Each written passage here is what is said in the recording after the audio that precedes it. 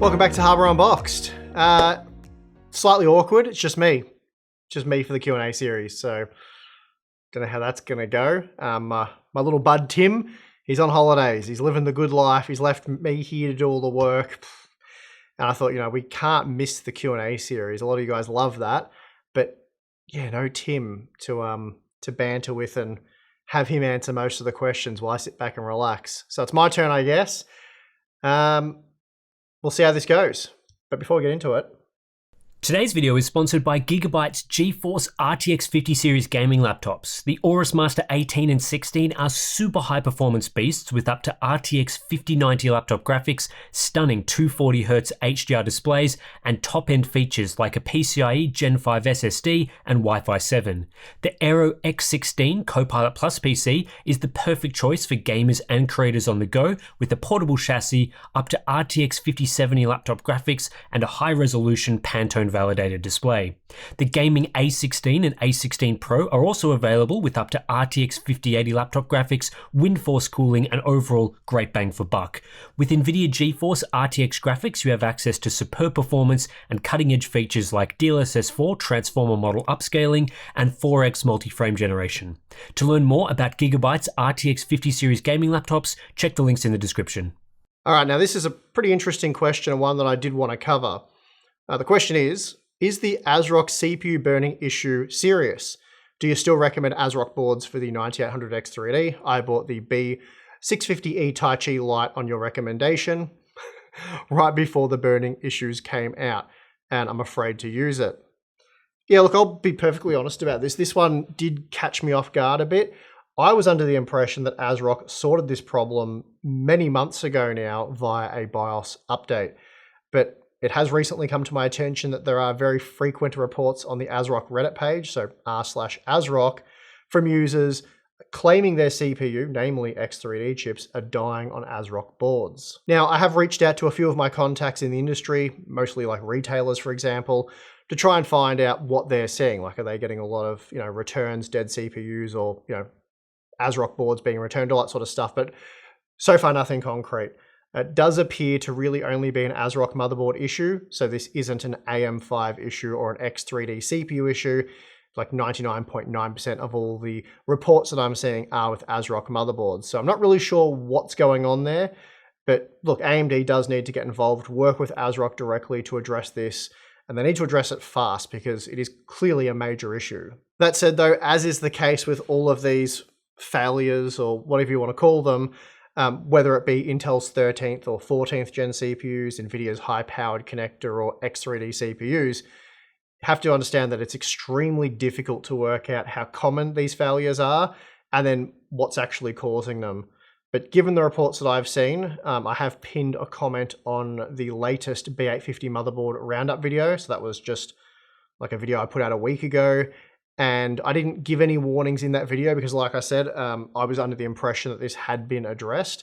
But yeah, my mistake. I didn't realize there were so many reports on r/Asrock. It's not really a Reddit page I check. So anyway, I've pinned a comment notifying people of the potential issues with these Asrock boards. And look, it's probably best to avoid Asrock at this point with AM5 motherboards, which is a real shame, as some of them are excellent and really the best value boards, but then I guess they're not really particularly great value or excellent if they are slowly killing your Ryzen processor. All right, next question here. So I have a personal one. Have either of you felt anything near burnout or lost a bit of enthusiasm for a while? If so, how did you overcome it? Do you envision yourself doing the same type of content for decades to come? Well, I'll ask Tim. How are you dealing with burnout, Tim? Oh, Tim's gone on a European holiday. That's how he's dealing with burnout. So that's probably working out pretty well for him. For myself, it's not something that, I ever think about or worry about or has been a concern. I've been doing YouTube, I think, for about 10 years now. Got to be coming up to that if it's not. 9, 10 years, somewhere around there. And yeah, I love it. I live for this stuff. Probably where I do feel burnout. I don't think it's the same thing as like YouTuber burnout or content creator burnout or whatever you want to call it, is periods more like what we're having right now where competition's not great. The GPU side of things is a bit more interesting, but yeah, AMD obviously need to become more competitive at more performance tiers for that to truly become exciting again. Availability and pricing, and you've got the 8 GB and all that kind of crap. So it's like, it's hard to get too excited about all of that. And then the CPU side's gone from one-sided to Intel dominating, and I wouldn't even consider AMD to sort of almost the reverse now, though I still think Intel's in a much better position than AMD was prior to the release of Ryzen, but just an opinion, whatever. But for me personally, I work from home. I get to see my kids every day. My dad, we didn't get to see him during the week because he was off working the other side of the state. So he was driving most of the time up early before we got up, back home by the time we were in bed. So that's pretty rough on him. And then, we only saw him on the weekends, whereas I see my kids before they go to school. As soon as they get home from school, they can come in and hang out with Bale and I in the studio or whatever. So that's really cool. Which I think I just said. And I do a lot of projects and stuff as well. Sometimes we incorporate these into the channel, like renovating Zoe's room. I like doing stuff like that. So I'm not big on holidays. I'm not one to sit around and just relax. That kind of annoys me. I don't really enjoy doing that too much. My idea of taking time away from work is doing what I did with Zoe's room, like building a room. I thoroughly enjoy that, find it really rewarding and a good use of time. So yeah, working a lot and doing, it's not really work. Yeah, when I say we spent tons of hours on this content or whatever, I'm not really complaining or whatever. I'm just saying this took a long time to produce. It's just a fact, but it's not complaining. And I would say 90+% of what we do at Harbour Unboxed is just fun. That's why I'm never going to stop doing it, really. I hope I can do this forever. So I'll be doing this job in some form or another forever. I've done it for 25 years now, and I'll probably do it for another 25 plus. Just fun. I enjoy doing it. It's not really work, so it makes it easy. All right, we'll move on to the next one. Although still a rumor, at this stage, how excited are you, if true, that socket AM5 will support Zen 7 in 2028/29, making it a longer lifespan than the already legendary AM4 platform? Wow, I hadn't really heard that one before, so I actually went digging. I paused this question and went and found out where this came from. Of course, it's my good mate Tom over at Moore's Law is Dead who broke the story. I'm actually speaking with Tom on his podcast just next week. Actually, I don't know if it's going to happen before you see this video. I'm not 100% sure on that, but around the time of this video going out, I may have already spoken to Tom or will be speaking to Tom. So look, I'm going to let him know that if Zen 7 isn't on an AM5, I'm going to hate him forever. No, look, I have no idea on this one. Interesting question, interesting rumor. I've certainly not done any digging, and Tom seems very certain that his sources are suggesting that this will be the case. And I can't really confirm nor deny that. But look, I will say, if Zen 7 does end up on AM5, I will be shocked, as I really don't expect that to be the case. But again, I don't really have anything to go on. It's just that was never our expectation. But if it does end up on AM5 and the gains are there, I'll be truly wrapped by that. It'll be great news for anyone who has invested in AM5, because it will have certainly met and then very much exceeded our expectations. It also means, like you say, that AM5 could even end up being better than AM4. So yeah, super excited about that one. As I said, I will mention it to Tom, and it'll be incredible news for those who have invested in AM5. But for now, I'm not confirming nor denying this, so just chill. I have no information. It is a rumor at this point. Tom has got some things right in the past, some things wrong. I think he does a pretty good job of, his thing that he does, but we're not big into the rumor game here at Harbour Unboxed. We like to wait. Obviously, we're reviewers, so it's a different thing. I'm not trying to put down or, discourage those that enjoy the rumors or whatever. I'm just saying, I'm not really weighing in on this. I'm just saying that if it did happen, it would be very exciting. For now, I believe Zen 6 will be on AM5. That's what we've heard internally, but that's even yet to be confirmed. So I guess one step at a time, guys. All right, here's a question that annoys the crap out of me. Not the question, good question, by the way, but marketing stuff, I hate it sometimes. Are there any differences between Resizable BAR and Smart Access Memory other than their names? No. Do Radeon GPUs such as the 9070 XT perform identically with SAM and rebar in GPU limited scenarios? Well, SAM and rebar are the same thing. Or are there any benefits of combining AMD GPU with AMD CPU? No, there isn't. So if you get a faster Intel CPU, it will be faster. SAM doesn't somehow make up the difference there because all SAM is resizable bar. So I hate that. One of the worst things, getting a bit carried away, an annoying thing that happens, and I'm not annoyed with the person, but we'll have a day one review. We'll have the test system specs there. It'll show both motherboards were tested with resizable bar enabled, which is now the default setting. That was a point of contention for a while. But anyway, resizable bar on all modern platforms is now enabled by default. Doesn't necessarily mean it's always being used. That sort of depends on the GPU driver. So there are some changes there between GeForce and Radeon GPUs. But a lot of people come in the comments and they're like, oh, make sure you tested with SAM enabled, or was this with SAM enabled? AMD performs way better with SAM enabled, so make sure you turn that on. And it's like, it's just resizable bar. If you have resizable bar enabled, you have SAM, smart access memory, enabled. So the marketing pitch was buy AMD GPU with AMD CPU, because AMD CPU sales were soaring, AMD GPU sales not so good, and they came up with this clever marketing term to help boost AMD GPU sales, because people with AMD CPUs thought they'd get better performance if they had an AMD GPU, which is not the case. You can buy a GeForce GPU and get better performance in a lot of instances because GeForce GPUs scale higher, 5080s, 4090s, 5090s, all that sort of stuff. So anyway, SAM is a load of crap, I guess we'll say. All right, good question here. One that also drives me a bit crazy. Why is the motherboard market rather so messy? Misleading PCIe/M.2 availability, confusing I/O decisions, several boards on the same chipset that can only be differentiated by minute changes. For someone who often suffers from analysis paralysis, looking at motherboards is torturous. Yeah, I couldn't agree more. It's painful. It's gotten out of hand, really. Even when we're doing these tests, or the big roundups that we do, like the B850 one, absolute cluster. Still haven't got to the end of that. We had B850 motherboards, like MSI released the B850 Tomahawk, and there was a production run of that board, and they sent me one, they sent me an early sample of the board without a box, so we had it sitting there. And then I went to test it, and I'm like, well, I've tested the Tomahawk Max. That's the same board, right? And Balin says to me, well, we've got the Tomahawk here and the Tomahawk Max. Hang on a minute. No, and I ask MSI, no, we only have the Tomahawk Max.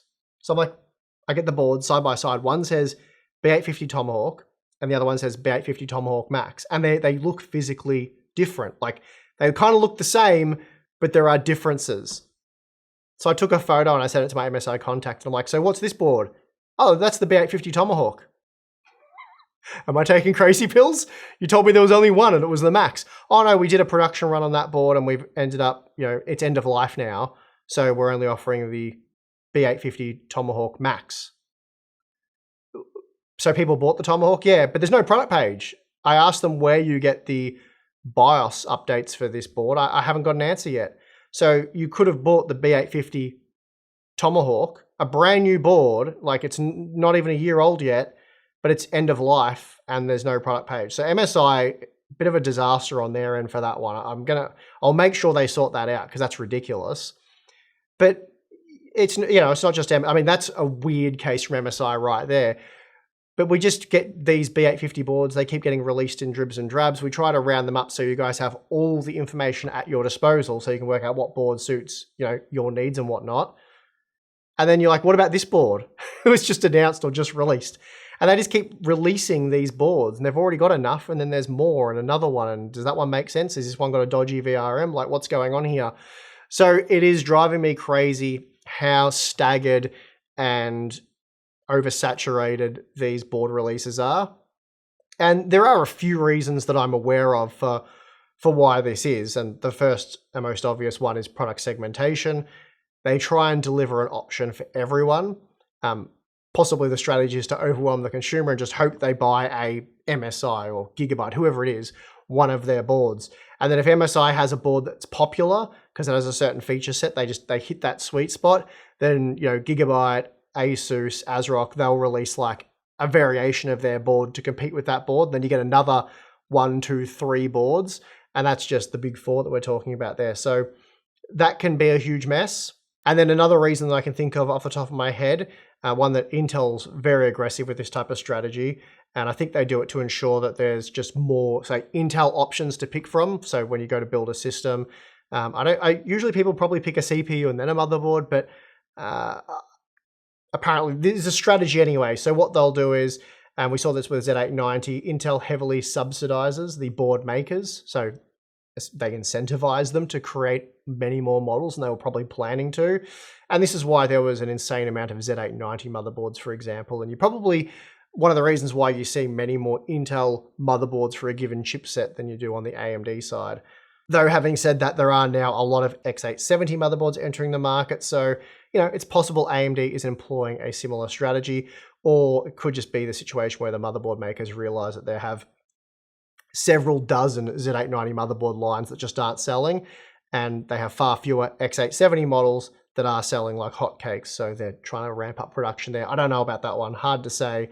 But yeah, subsidizing, so there's so many, or X amount of models is one reason, and then just overwhelming the consumer. So hopefully they just buy one of your boards because there's so many options. Will there be a revisit of the PBO settings with newer Ryzen X3D CPUs to see if any additional performance can be had? Yeah, I guess quick answer to that one is no. I'm not really interested in making that content. Overclocking is typically pretty boring these days.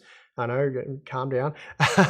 The one-click type options are generally really boring. Well, because they're a one-click option, but I mean boring in what they produce. They yield very poor returns, usually like 5% or something like that.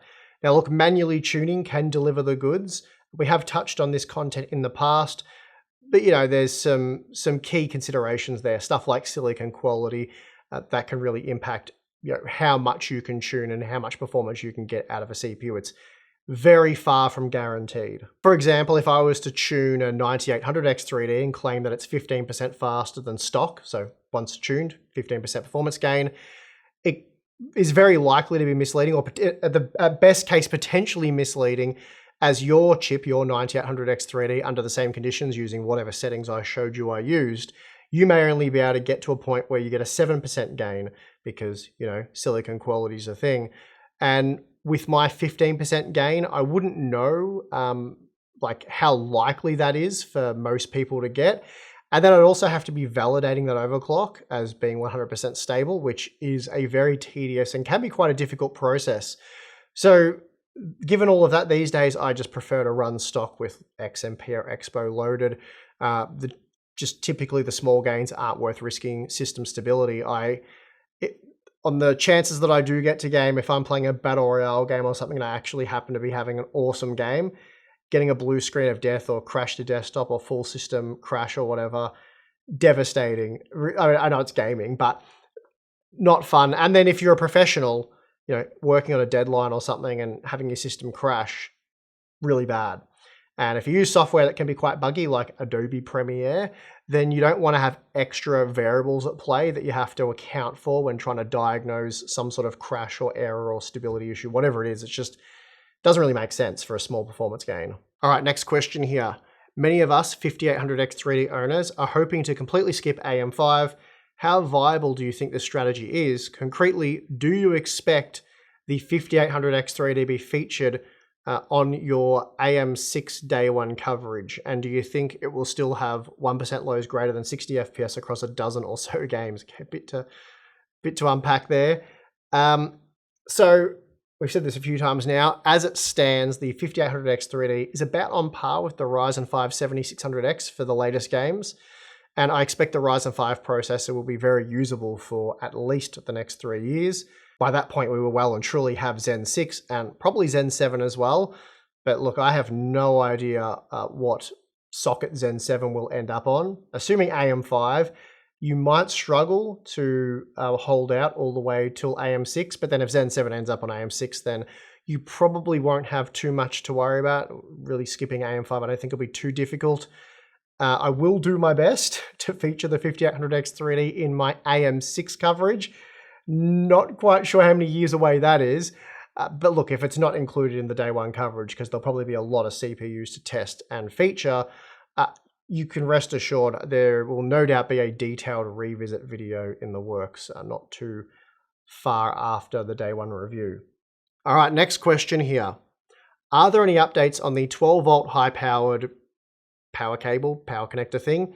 Everyone kind of talked about it as being bad and melting, and now everyone's quiet about them. Okay. What do we do with them to minimize risk? Are there really safe versions yet? Is Jensen trying to do fire insurance fraud? I'll probably leave that one alone. I'm actually hesitant to comment on this issue at all, really, or at least too much. Yeah, look, I'm well aware it is an issue. I've seen the same photos that many of you have seen. I know the connector has no fail-safe measures to make sure that it doesn't melt, and DeBauer provided an excellent video on that. So clearly not a good connector. There should be fail-safes or some sort of measurements there or countermeasures rather, to avoid the melting. But I personally have never had a single problem with the connector, and I don't know anyone directly who has. I'm not downplaying it. I'm not saying it's not a problem. I've been running RTX 4090s. Well, I've been running a RTX and RTX 4090 in my gaming system since day one. And I have tried a few different dodgy looking cheap cables that I've got off places like Amazon. I've even deliberately bent the crap out of them. So far, not a single issue. Again, that's not to say there isn't an issue. What I'm trying to establish here is that I don't know how likely you are to run into this problem. I really have no idea about that. I also use RTX 5090s in all of my test systems, because I'm an out-of-touch YouTuber. I have RTX 5090s everywhere. I don't know what to do with them. But no, in all seriousness, I am very rough with them. I'm yanking the cables in and out all day, multiple times per day, because we do a lot of testing with them. And again, no issues. They're placed under full load, sometimes for hours without letting up. So yeah, I don't know what to say about this one, but all I want to emphasize here is that I'm not saying it's not an issue. What I am saying is I don't know how much of an issue it really is or how concerned you should be. Personally, based on my experience, I've got to say I really have no concerns at all. It's been proven it's a thing that can go wrong, but I'm certainly not expecting it to, given how many of the cards I've tested now over quite an extensive period of time. I have multiple friends running 4090s and 5090s who have also not had problems. And with the test systems, I really do abuse those cables. Like, I'm not carefully putting them in, installing it for one time. That won't get touched for years now. It's just, once you're changing graphics cards and doing stuff all day, you just do it quite quickly. And yeah, I'm not saying I just hammer them in there, but you know what I mean. It's not like your first build where you're all excited about it and taking care and time and stuff. It's, we're getting it done quickly. What do you think about Intel's plans to support 4 generations of CPUs on the next platform and only do a refresh on the current one?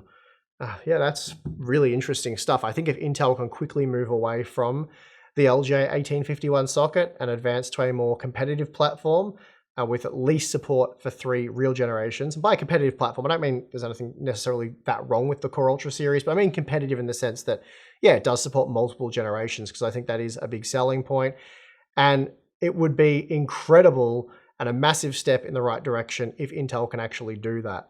4 generations would be truly amazing, something that I would be very excited to see. And if they do that, I'm confident there could be a lot of Intel, or would be a lot of Intel CPUs that we could recommend. So my fingers really are crossed on that one. Alrighty, is it worth getting a 12th gen budget CPU even with Intel's situation? By situation, if you're talking about the degradation issue, I don't think that really affected the 12th gen parts. I don't know that for sure. but I don't recall seeing reports of 12th gen models. It's pretty much all the 13th and 14th gen stuff. So let's just work under the assumption that that is not an issue for the 12th gen parts, because frankly, I don't even know if it's still an issue for the 13th and 14th gen models. So I'd obviously skip the Pentium and Celeron models. They're just too slow.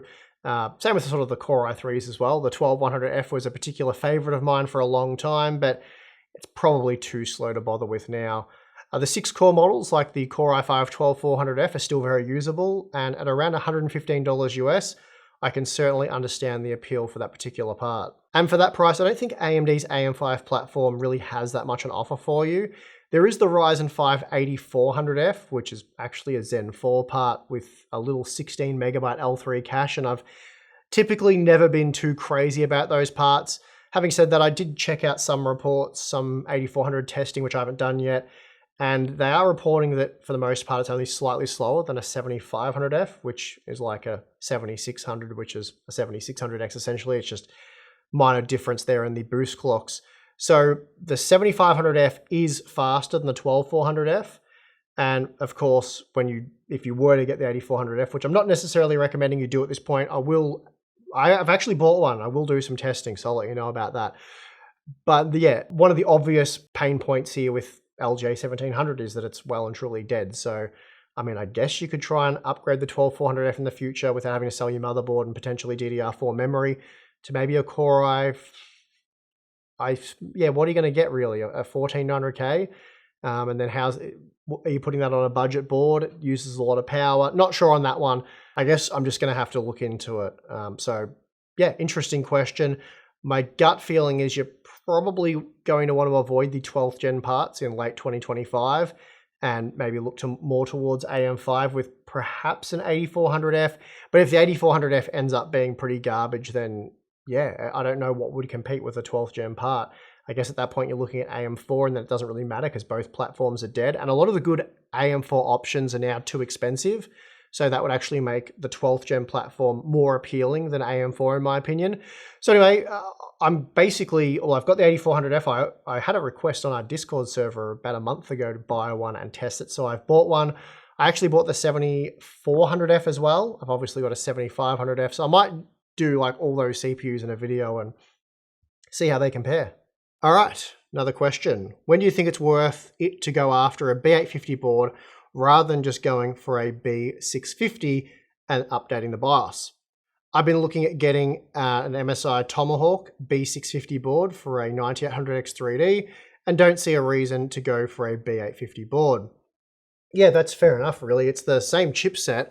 B850 just mandates PCI Express 5.0 for the primary PCIe slot, which is funny as some B850 boards don't actually feature PCIe 5.0 for the primary PCIe slot. So I don't know what's going on there. Generally speaking though, B850 boards will have the newer, more updated features like Wi-Fi 7. I'm not saying you won't find a B650 board with Wi-Fi 7, but yeah, it's more of a common feature on these more up-to-date boards. But yeah, B850, I mean, the 800 series chipsets in general, they're a bit of a scam really because they're just rebadged 600 series chipsets, and some of the renaming is extremely dodgy, which we've covered on the channel before. But yeah, I recommend looking at a B650 board. Okay, that is going to do it for part 1 of this month's Q&A with just me. Not sure what you guys thought of that. Hopefully it went pretty smoothly. Of course, we didn't answer any monitor questions or stuff that Tim would usually tackle, so maybe roll them over to the following month because Tim will be back next month, so back to normal there. It's just the 1 month I had to solo it. Anyway, that's part 1 done. I think we got through it. And yeah, there's not really much more to say. We have the join button on Patreon if you want to become a Hardware Unboxed member. You get exclusive access to our Discord server, monthly live streams. This month it was Balin and I because, you know, Tim Holiday. Q&A stuff, behind the scenes content. I don't know, there's a lot of cool things there. Check it out if you're interested, but if not, that's perfectly fine. And I would like to thank you for watching this first part of the Q&A series. I'm your host, Steve. See you next time.